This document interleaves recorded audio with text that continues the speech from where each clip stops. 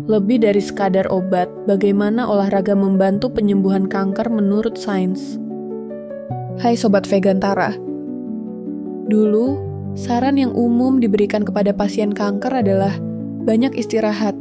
Kini, sains modern memberikan pesan yang radikal berbeda. Bergeraklah, bukan untuk melelahkan diri, tetapi untuk secara aktif mengubah medan pertempuran internal tubuh Anda, menjadikan tubuh Anda sekutu terkuat dalam proses penyembuhan. Ketika berbicara tentang pengobatan kanker, fokus kita tertuju pada intervensi medis seperti kemoterapi, radiasi, dan imunoterapi. Namun, semakin banyak bukti ilmiah yang menempatkan olahraga terprogram sebagai terapi pendukung, adjuvan terapi, yang sangat krusial. Ini bukan lagi sekadar tips gaya hidup, melainkan intervensi biologis yang kuat. Penelitian menunjukkan bahwa olahraga yang tepat dapat meningkatkan efektivitas pengobatan, mengurangi efek samping yang melemahkan, dan yang terpenting, secara signifikan menurunkan risiko kanker kembali lagi.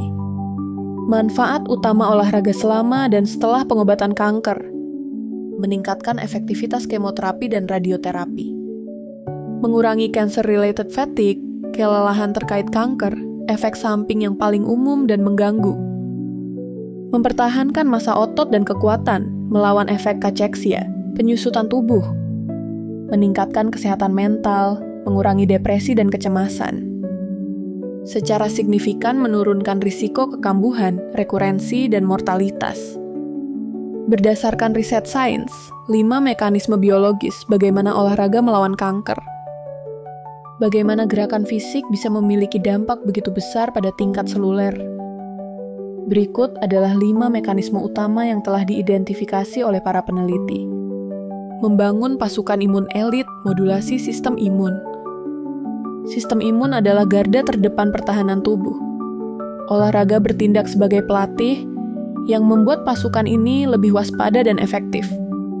Riset, sebuah studi di jurnal Cell Metabolism, menunjukkan bahwa olahraga aerobik memicu mobilisasi sel natural killer, NK cells, yaitu sel darah putih yang sangat ahli dalam mendeteksi dan membunuh sel kanker. Olahraga secara harfiah melepaskan sel NK dari limpa dan kelenjar getah bening ke dalam aliran darah, memungkinkan mereka berpatroli dan menyerang tumor dengan lebih efektif. Memadamkan api peradangan, efek antiinflamasi. Peradangan kronis menciptakan lingkungan mikro yang subur bagi sel kanker untuk tumbuh dan menyebar. Riset, analisis dari berbagai studi klinis yang dipublikasikan di British Journal of Sports Medicine secara konsisten menemukan bahwa olahraga teratur menurunkan kadar penanda inflamasi sistemik seperti C-reactive protein, CRP, dan interleukin 6, IL-6 pada penyintas kanker. Dengan mengurangi peradangan, olahraga membuat tanah di sekitar tumor menjadi kurang subur. Memutus pupuk pertumbuhan sel kanker, regulasi hormonal.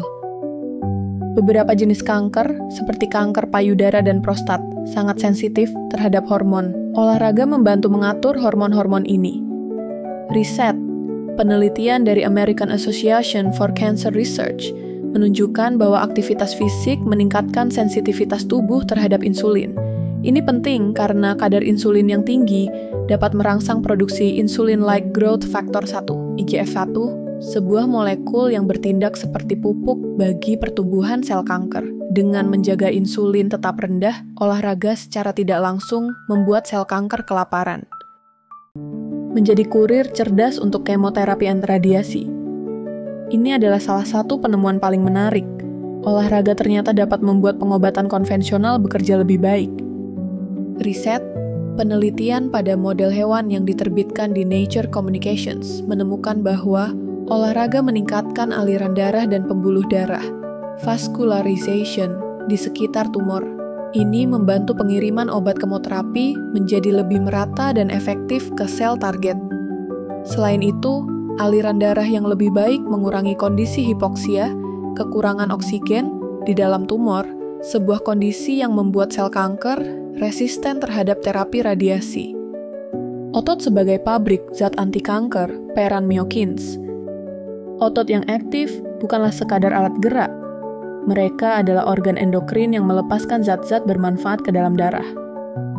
Riset, para ilmuwan termasuk Dr. Bente Klarlund Pedersen, seorang pionir di bidang ini, menemukan bahwa kontraksi otot selama olahraga melepaskan ratusan protein yang disebut myokines. Beberapa myokines ini, seperti onkostatin M dan Spark, terbukti dalam studi laboratorium memiliki efek antiproliferatif. Artinya, mereka dapat secara langsung menghambat pertumbuhan dan penyebaran sel kanker. Rekomendasi olahraga berbasis bukti. Berdasarkan pedoman dari organisasi seperti American Cancer Society, ACS, dan American College of Sports Medicine, ACSM, berikut adalah rekomendasi praktis. Latihan aerobik cardio. Tujuan, melawan kelelahan, meningkatkan kesehatan jantung dan paru-paru.